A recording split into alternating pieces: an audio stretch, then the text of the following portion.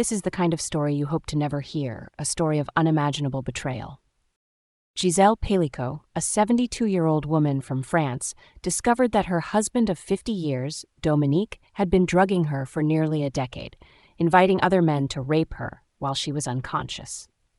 Now, 51 men, including her husband, stand trial for their involvement. But how did this happen? Today, we'll discuss this case because it's not just a story about Gisèle, it's a story about all of us.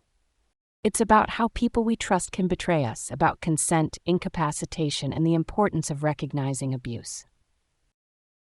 So, while we wait for the court's final ruling, let's break down the lessons from this horrifying case and understand why it matters.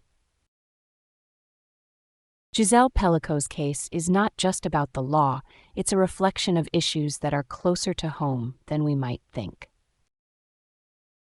Imagine going through life believing you're in a loving marriage, only to find out that your spouse has been betraying you in the worst possible way. We often hear of trust being broken in marriages, but betrayal of this magnitude? It's a devastating reminder that spousal abuse is not always physical or obvious. In many cases, it can be hidden in the shadows, waiting to be discovered only when it's too late. In this case, the defense from some of the accused men is that they thought they were participating in a consensual act. Whether it's in the privacy of a bedroom or in a public space like a club, drugging someone to take away their ability to say no is a direct violation of their rights.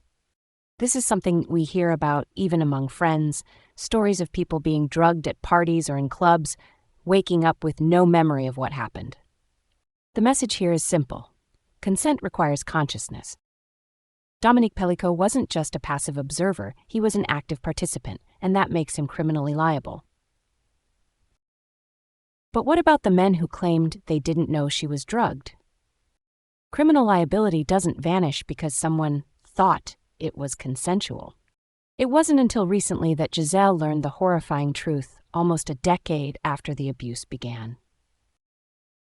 Delayed discovery, particularly in cases of sexual assault, is not uncommon. And this can present legal challenges, statutes of limitations, and evidence collection become crucial.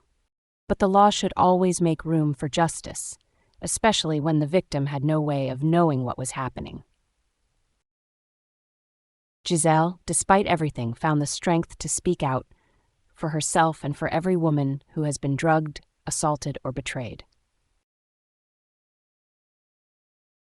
And it's not just women who are at risk. Men, too, can find themselves in situations where they are drugged or taken advantage of, often by people they trust. If you suspect something is wrong, don't ignore it. Speak up, seek help, and support those around you.